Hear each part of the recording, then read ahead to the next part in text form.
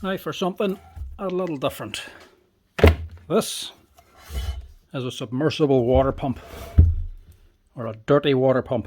Is what you lower into a well or something, or a big hole that you want to pump all the water out of. So here's a big pump and a impeller, and it just pumps out water. You get them as a clean water pump and a dirty one. This is for dirty stuff, so we have more tolerance to actually handle debris in that if it gets pulled up through. Now, I think I know what the problem with this one might be. Just a guess. I'd say that has got something to do with it. That to me looks like a strip connector.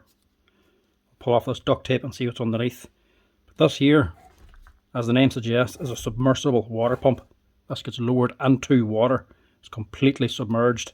Only the lead, whatever you actually tie onto the handle, is actually above. So you tie on rope onto this and lower it down into a hole. That's why it has a good big long lead on it. Obviously, sometimes the leads can fail, and when they do, you have to replace them. But obviously, if you stick on a strip connector, and this is submerged in water, the live lead is going to be touching water. It's going to be shorting out. Now this one's only 110 volt. It's not going to give anybody a bad shock. More than likely it's going to trip the breaker anyway. But obviously it's not going to work like that there.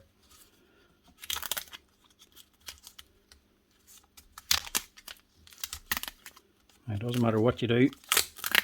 If you break the lead, or you cut it, or it wears through, or it stops working because of the lead, it's not like you can get some magic tip to fix it. You have to replace the lead to do it right. Yeah, that there is a strip connector. Wow.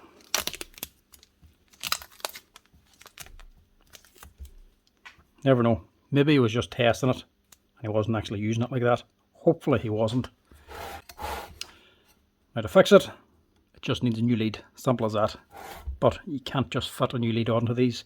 The lead is actually molded onto your rubber grommet here, so you have to get a submersible water pump lead for this. You just can't take one off the shelf and cut it to size. It has to have the grommet fixed to the lead here to actually make this here unit completely watertight. So we're going to have to see if we can get a lead for it to fix it up. But before we go to that bother, I want to switch it on first to make sure it actually works. Like I say, submersible, dirty water pump. These things can sometimes be lying up. They can be jammed up with debris inside, or they can be lying on the shelf after being used wet. They can be rusted solid. So you get them in, don't just go switching the lead around thinking that's going to fix it. Plug it in first and see if it actually runs. If it doesn't run at all and it's just seized, you want to know why. There could be debris jamming it, or it could be running for a while, wet, and then put on a shelf and left for years on end. And actually all the seals and all could be gone, the whole shaft inside could be rusted solid. You just don't know. So always plug it in first and see if she runs. So this should run nice and quiet, but you should hear the actual impeller starting up. Yeah.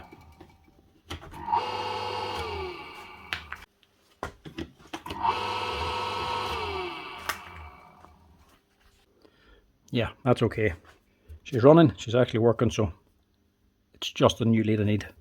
So to get into here, unclamp the cable from here, from the handle, undo the grommet, then undo the body of the machine up here, take the top off so we can access the inside to rewire it with a new lead.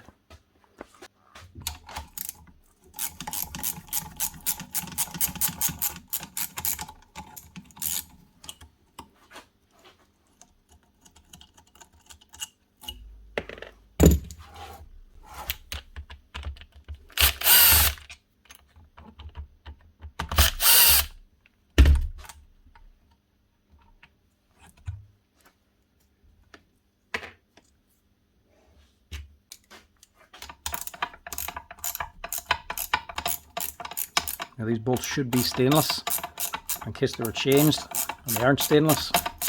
They could rust, or the body could rust also. And if they do, these will be tight. As you can see, they're not the biggest of bolts. So if you feel them getting tight as you're taking them out, stop. Spray a wee taste of penetrating fluid or WD onto it.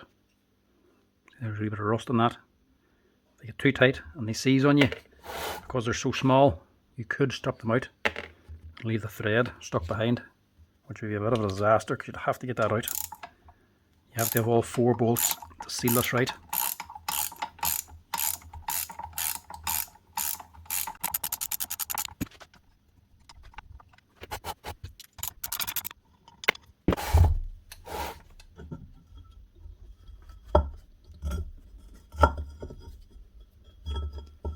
Side then, a couple of bullet connectors, and your start capacitor.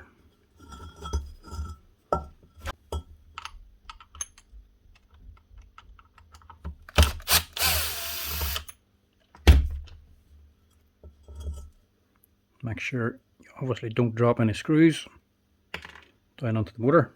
It's a bit of a torture getting them out.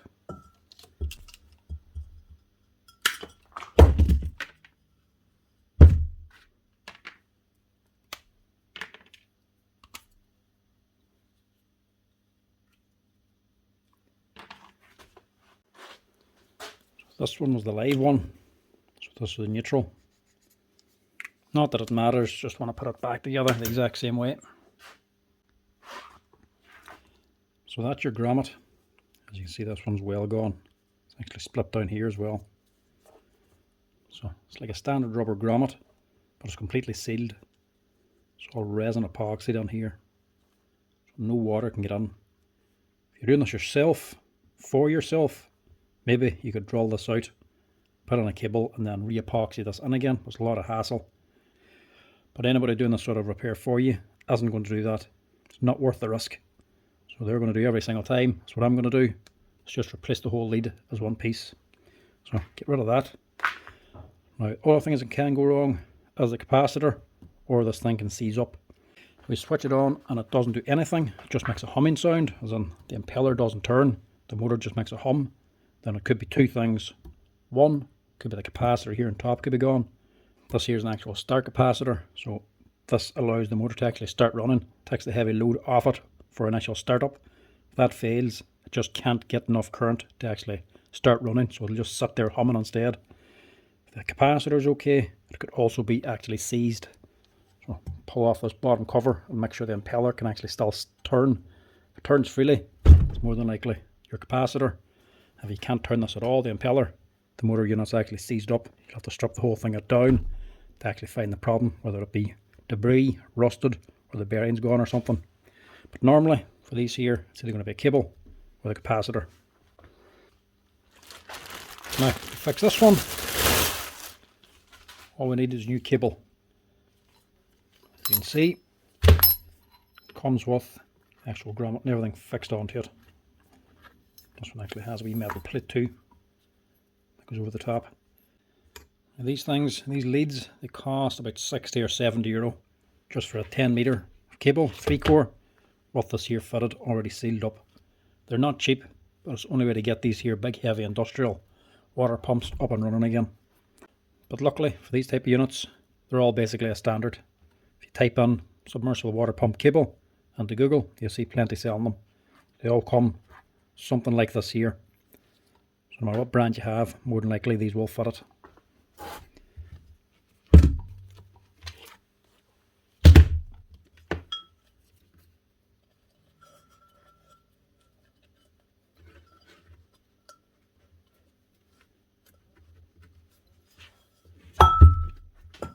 This one has a bullet connector as well for the earth cable, but I actually want a ring connector.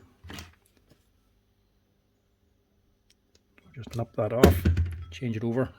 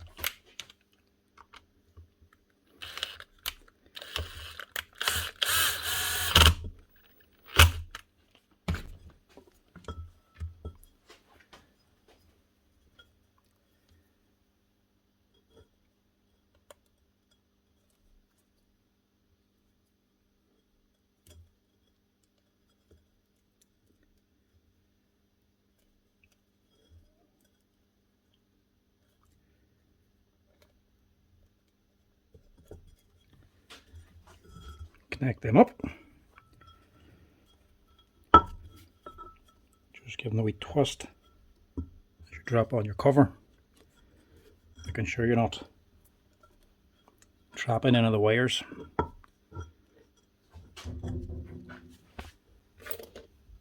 Just go ahead, just bolt it all back down again.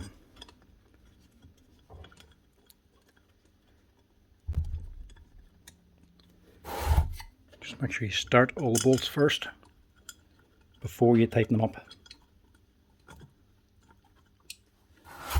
So that'll help actually line the head up properly and stop you from cross threading anything.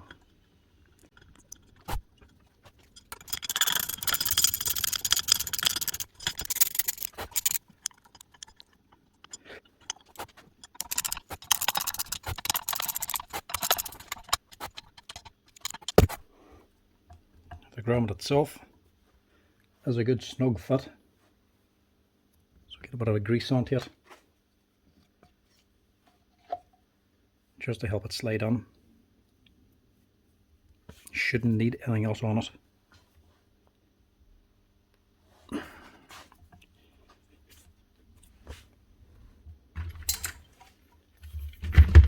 Your plate then is actually too small. Doesn't actually cover the whole grommet. It's because it's not meant to cover it. That's actually to compress it. So as you screw this down, it's going to squish the rubber grommet even more.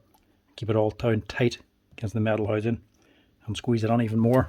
So definitely no water can get on.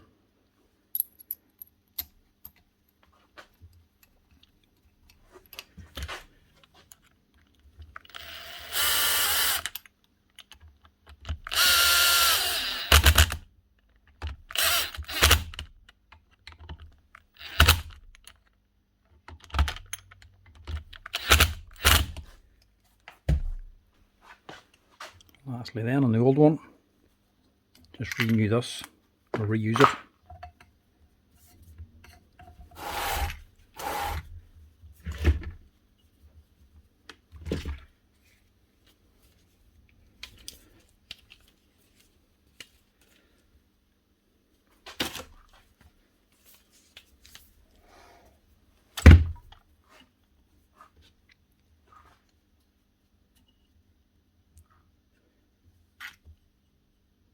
Just help keep any strain off the actual cable from anybody lifting it incorrectly.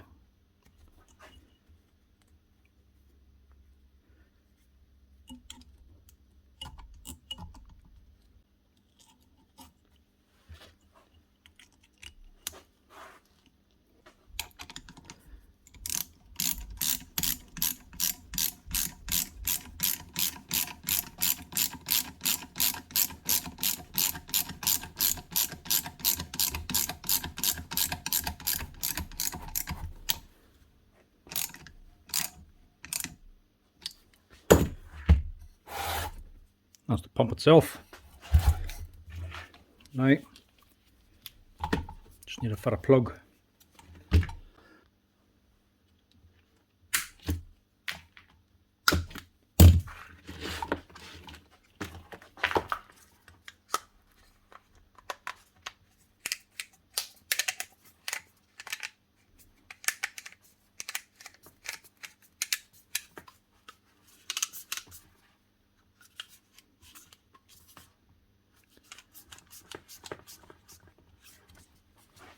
That should be it. Give a wee test out now. See how she runs. Not so bad. Now obviously it's a water pump, so don't actually run them for too long. A few seconds is okay, but that's about as much as you want. You only want to actually run these things when they're submerged. But that's it. That's how you actually replace a power cable on a submersible water pump. This one's actually a Show Fou. I'm not sure about the brand, never actually heard of it. Decent looking machine, mind you. But they're all round about the same. That's her. Ready to go.